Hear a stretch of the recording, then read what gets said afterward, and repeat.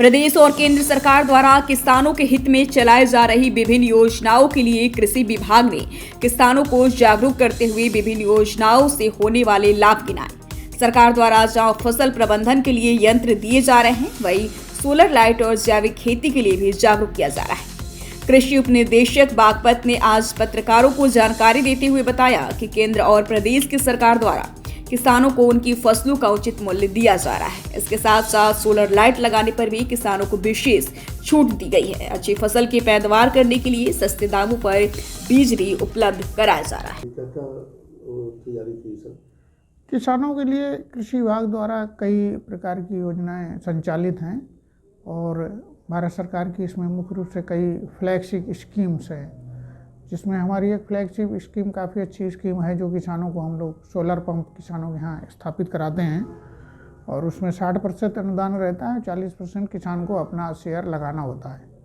जो किसानों को हम बीज उपलब्ध करा रहे हैं, नए बीज जो नए 10 साल तक की प्रजातियाँ हैं, विशेषकर गेहूँ की है, सरसों की है, उन सभी बीजों पर भी 50% अनुदान किसानों के लिए रहता है। और इसके साथ साथ किसानों के लिए जो हमारे फसल अवशेष प्रबंधन की एक योजना है, जिसको इन-सीटू योजना भी हम लोग कहते हैं, इसमें किसान भाई हमारे किसी भी तरह के फसल अवशेष ना जलाएं, बल्कि उसको खेत में ही अपना मैनेज करें।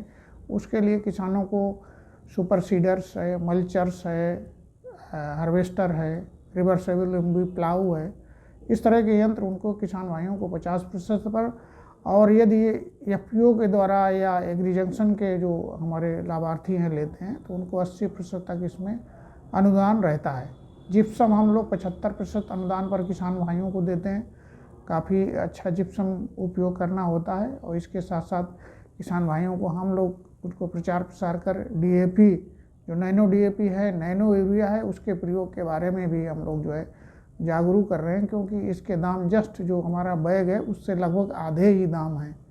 तो किसान भाइयों के लिए जो योजनाएं हैं वो काफ़ी महत्वपूर्ण योजना है। फसल बीमा की योजना है, उसमें भी किसानों का जो भी फसलों की क्षति होती है उसकी भी भरपाई किसानों को की जाती है।